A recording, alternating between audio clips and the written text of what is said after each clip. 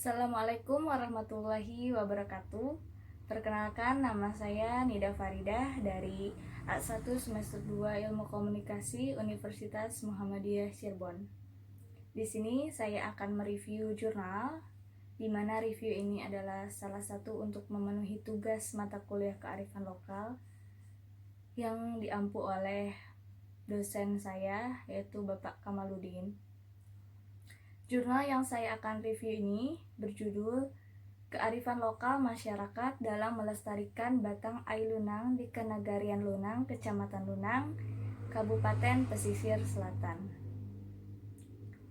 Jurnal ini diteliti dan ditulis oleh Deni Fatmasari dari Program Studi Pendidikan Geografi di STKIP PGRI Sumatera Barat. Email penulis adalah fatmadenisari@gmail.com.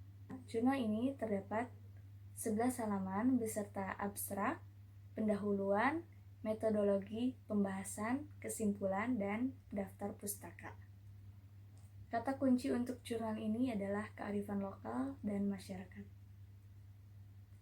Penulis menuliskan tujuan dari penelitiannya ini di bagian abstrak yang ditulis oleh dua bahasa, yaitu bahasa internasional dan bahasa nasional. Tertulis bahwa penulis ingin mengetahui secara mendalam kearifan lokal yang berada di tempat, hal apa yang membuat Batang Ai tetap lestari, kebiasaan dan kepercayaan seperti apa yang dianut warga setempat. Penulis mendahului jurnal ini dengan menjelaskan keadaan air di Indonesia, bagaimana peran dan kepercayaan masyarakat. Penulis juga mendeskripsikan bagaimana masih perawannya Batang Ai Lunang dan menuliskan hukuman yang berlaku di daerah penelitian. Metodologi dalam jurnal ini dituliskan lengkap oleh si penulis, tetapi tidak dijabarkan secara rinci arti dari bahasa yang ditulis, seperti penelitian kualitatif secara purposive sampling, dianalisis dengan metode yang dikemukakan oleh Mills and Huberman.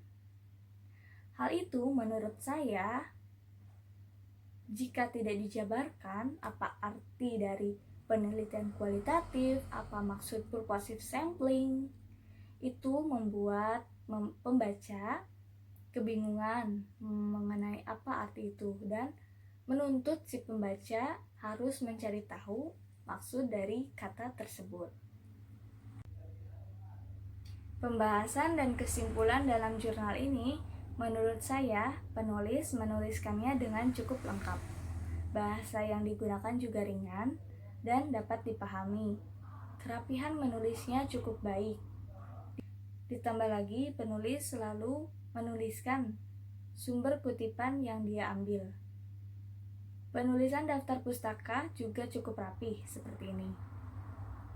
Sayangnya ada beberapa kesalahan yang dilakukan oleh penulis, yaitu penulis tidak menjelaskan apa itu Batang Ai.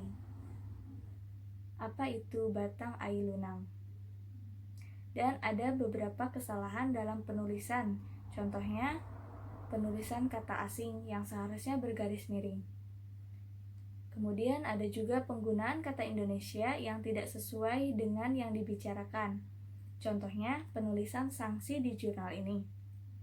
Menurut KBBI, sanksi seperti itu berarti ragu-ragu, sedangkan pembahasan dalam jurnal ini mengenai hukuman yang seharusnya ditulis seperti ini. Penulis juga tidak memperhatikan spasi dan paragraf dengan baik, seperti ini. Nah, Batang Ai sendiri itu artinya sungai.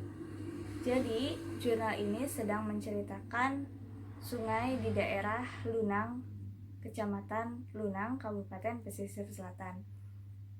Sebelum membaca jurnal ini, jujur, kepedulian saya terhadap air memanglah selalu saya perhatikan.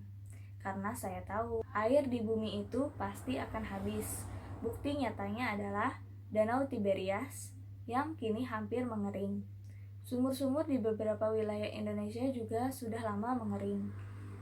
Bila kita manusia tidak peduli dengan air, maka apa yang akan terjadi pada makhluk hidup di bumi di masa yang akan datang. Dengan membaca jurnal ini, saya tahu bahwa kearifan lokal yang baik, kepercayaan di Lunang, sangatlah bermanfaat dan menghasilkan banyak hal. Sepatutnya, di berbagai daerah Indonesia bisa mengikuti kebiasaan dan tingkah laku masyarakat Lunang terhadap batang ai di sekitar.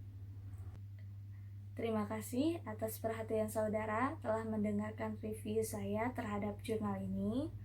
Untuk kritik dan saran, silahkan tinggalkan di kolom komentar supaya saya dapat menjadi lebih baik ke depannya dalam mereview. Sekian yang dapat saya sampaikan. Terima kasih. Wassalamualaikum warahmatullahi wabarakatuh.